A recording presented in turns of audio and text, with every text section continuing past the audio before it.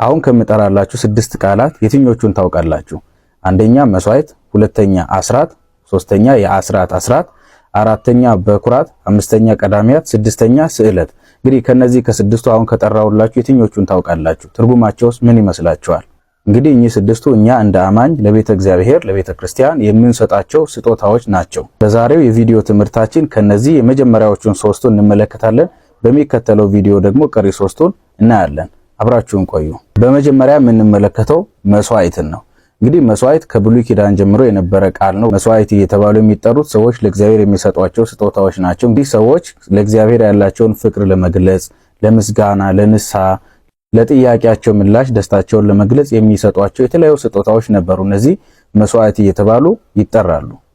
ለምሳሌ ኦሪት ዘፍጥረት ምዕራፍ 4 ቁጥር 4 እስከ 5 ላይ ስታነቡ እግዚአብሔርም ወደ አቤልና ወደ መስዋዕቱ ተመለከተ፣ ወደ ቃየንና ወደ መስዋዕቱ ግን አልተመለከተም የሚል ቃል ታገኛላችሁ። ይህንን ታሪክ ያነበባችሁ ካላችሁ እንደምትረዱት አቤል መስዋዕት አድርጎ ያቀረበው በግ ነበር፣ ንጹህ በግ ነበር ያቀረበው። ቃየል ደግሞ እንክርዳድ ነው ያቀረበው፣ የስንዴ እንክርዳድ ነው ያቀረበው። እንግዲህ እነዚህ ሁለቱም መስዋዕት ተብለው ተጠርተዋል። መስዋዕት የተባሉበት ምክንያት ሰዎች ለእግዚአብሔር የሚያቀርቡት የሚሰውት ስጦታዎች ስለነበሩ መስዋዕት እየተባሉ ይጠራሉ። አሁን ባለው ዘመን መስዋዕት የሚባሉት እኛ ለቤተ እግዚአብሔር ከምናቀርባቸው ስጦታዎች እንደ መገበሪያ፣ እንደ ዘቢብ፣ እንደ ዕጣን፣ እንደ ጧፍ ያሉ እንደ ጥላ የተለያዩ ንዋየ ቅዱሳቶችን ሰዎች ለቤተ እግዚአብሔር ይዘው ይመጣሉ። እነዚህ መስዋዕቶች የተባሉ ይጠራሉ። በእርግጥ አንዳንድ ሰዎች እነዚህን መስዋዕት አይባሉ መባ የተባሉ ይጠራሉ ብሎ ሲናገሩ እንሰማለን። ነገር ግን መባ የሚባሉት ሁሉም ስጦታዎች በአጠቃላይ ሲደመሩ አጠቃላይ ስጦታዎች መባ የተባሉ ይጠራሉ። ስዕለትም መባ ነው፣ በኩራትም መባ ነው፣ ቀዳሚያትም መባዎች ናቸው እነዚህ።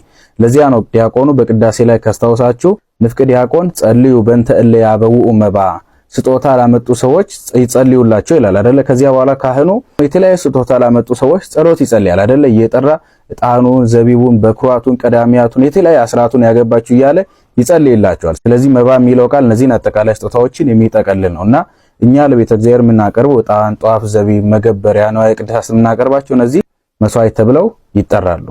በሁለተኛ ደረጃ የምናነሳው ደግሞ አስራትን ነው።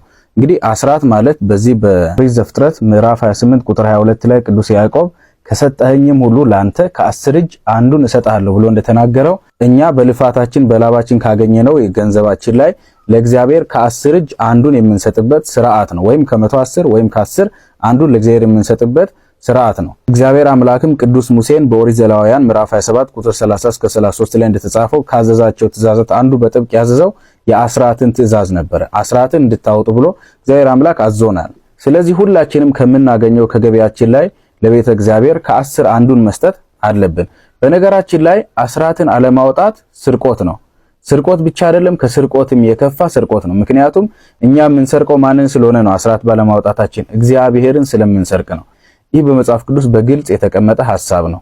በዚህ በትንቢተ ሚልክያስ ላይ ስታነቡ ትንቢተ ሚልክያስ ምዕራፍ 3 ቁጥር 7 እስከ 10 ላይ ከአባቶቻችሁ ዘመን ጀምሮ ከሥርዓቴ ፈቀቅ ብላችኋል፣ እርሷንም አልጠበቃችሁም። ወደ እኔ ተመለሱ፣ እኔም ወደ እናንተ እመለሳለሁ ይላል የሰራዊት ጌታ እግዚአብሔር። እናንተ ግን የምንመለሰው በምንድር ነው ብላችኋል። ሰው እግዚአብሔርን ይሰርቃልን? አስተውሉ። ሰው እግዚአብሔርን ይሰርቃልን? እናንተ ግን እኔን ሰርቃችኋል። እናንተም የሰረቅን በምንድር ነው ብላችኋል። በአስራትና በበኩራት ነው። እናንተ ይህ ሕዝብ ሁሉ እኔን ሰርቃችኋልና በእርግማን ርጉሞች ናችሁ። በነገራችን ላይ አስራት የማያወጣ ሰው ርጉም ተብሎ መጽሐፍ ቅዱስ ተጠርቷል።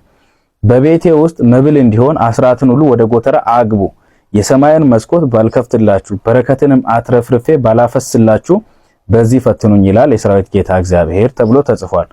እናም እንዳልኳችሁ አስራትን አለማውጣት እግዚአብሔርን መስረቅ ነው። እዚህ ላይ እግዚአብሔር አምላክ አንድ የነገረን ድንቅ ነገር ምንድነው? እናንተ ለኔ የሚገባውን አስራት አውጥታችሁ እኔ ደግሞ በምላሹ ለናንተ የሰማይን መስኮት ከፍቼ ዝናብን ባላዘንብላችሁ፣ በረከትን አትረፍርፌ ባልሰጣችሁ በዚህ ፈትኑኝ የለህም በሉኝ ይላል እግዚአብሔር አምላክ። ስለዚህ ባካችሁ አስራትን በማውጣት ከመቅሰፍት ከእርግማን ራቁ፣ እንዲሁም በረከትን አግኙ። አስራት ማውጣታችን የተትረፈረፈ በረከት እንድናገኝ ያግዘናል፣ ይረዳናል መጽሐፍ ቅዱስ ላይ እንደተጻፈ። በሶስተኛ ደረጃ የምንመለከተው ደግሞ አስራትን ነው። ብዙዎቻችሁ ምናልባት ይህንን ሰምታችሁ ላታውቁ እንደምትችሉ እገምታለሁ። ነገር ግን አስራት የሚባል አለ። ምንድን ነው? ኦሪት ዘኍልቍ ምዕራፍ 18 ቁጥር 26 ላይ ለሌዋውያን እንዲህ ብለህ ንገራቸው፣ ከእስራኤል ልጆች ለእናንተ ርስት አድርጌ የሰጠኋችሁን አስራት በተቀበላችሁ ጊዜ ለእግዚአብሔር ለማንሳት ቁርባን የአስራት አስራት ታቀርባላችሁ ይላል።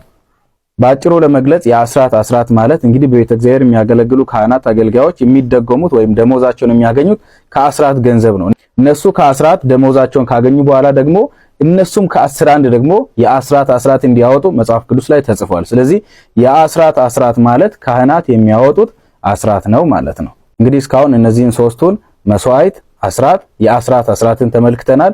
በቀጣይ ቪዲዮ ደግሞ በኩራትን፣ ቀዳሚያትንና ስዕለትን እንመለከታለን። የሰማነውን በልቡናችን ያሳድርብን። አሜን። ይቆየን።